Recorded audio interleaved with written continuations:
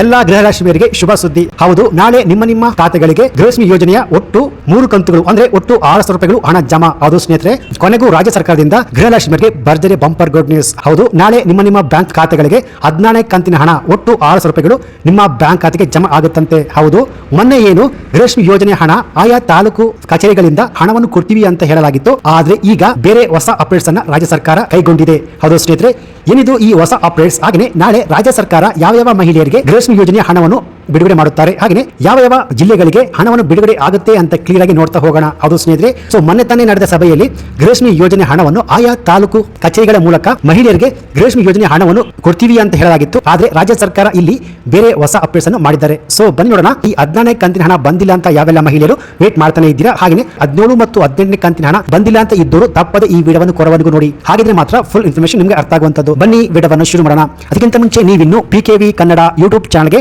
Subscribe ಮಾಡಿಲ್ಲ ಅಂದ್ರೆ ದಯವಿಟ್ಟು ಇಲ್ಲಿ ಕಾಣುವಂತ ಸಬ್ಸ್ಕ್ರೈಬ್ ಬಟನ್ ಪ್ರೆಸ್ ಮಾಡ್ಕೊಳ್ಳಿ, ಹಾಗೆ ಪಕ್ಕದಲ್ಲಿ ಬರುವಂತ ಬೆಲ್ ಬಟನ್ ಒತ್ತಿ. ಸೊ ನಾವು ಯಾವುದೋ ಒಂದು ವಿಡಿಯೋವನ್ನು ಅಪ್ಲೋಡ್ ಮಾಡಿದಾಗ ನೀವು ನೋಡಬಹುದು. ಹಾಗೆ ಅನೇಕ ಜನ ವಿಡಿಯೋವನ್ನು ನೋಡ್ತಾ ಇದ್ದೀರಾ, ಆದ್ರೆ ಸಬ್ಸ್ಕ್ರೈಬ್ ಮಾಡ್ತಿಲ್ಲ.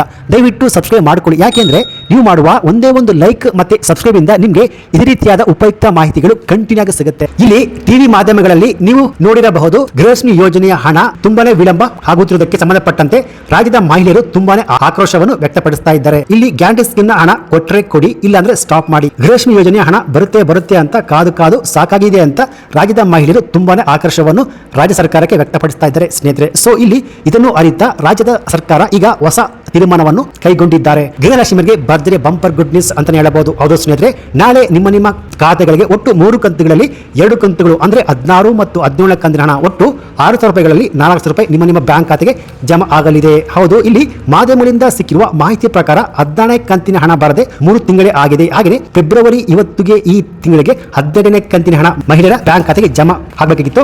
ಆದ್ರೆ ಇನ್ನೂ ಕೂಡ 14 ಕಂತಿನ ಹಣ ಕೂಡ ಬಂದಿಲ್ಲ. ಸೊ ಕೊನೆಗೂ ರಾಜ್ಯ ಸರ್ಕಾರ ನಾಳೆ 16 ಮತ್ತು 17 ಕಂತಿನ ಹಣ ಒಟ್ಟು 400 ರೂಪಾಯಿ ಹಣವನ್ನು ಬಿಡುಗಡೆ ಮಾಡಲು ನಿರ್ಧರಿಸಲಾಗಿದೆ ಎನ್ನುವ ಮಾಹಿತಿ ಲಭ್ಯವಾಗಿದೆ ಸ್ನೇಹಿತರೆ. ಹೌದು, ರಾಜ್ಯದ ಮಹಿಳೆಯರು ತುಂಬಾನೇ ಆಕರ್ಷವನ್ನು ವ್ಯಕ್ತಪಡಿಸ್ತಾ ಇದ್ದಾರೆ. ಇದನ್ನು ಅರಿತ ಸರ್ಕಾರ ಒಂದು ಸಭೆಯನ್ನು ನಡೆಸಿ ಮಹಿಳೆಯರಿಗೆ ಗುಡ್ ನ್ಯೂಸ್ ಅನ್ನು ನೀಡಲು ಮುಂದಾಗಿದ್ದಾರೆ.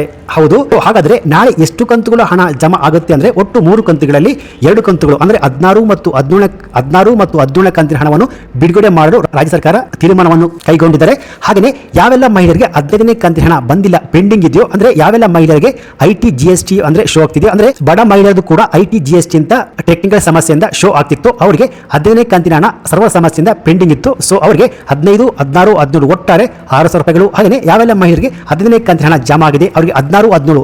ಸೊ ಈ ರೀತಿಯಾಗಿ 600 ರೂಪಾಯಿಗಳು ಹಾಗೆ 400 ರೂಪಾಯಿಗಳು ಮಹಿಳಾ ಬ್ಯಾಂಕ್ ಖಾತೆಗೆ ನಾಳೆ ಜಮಾ ಆಗಲಿದೆ.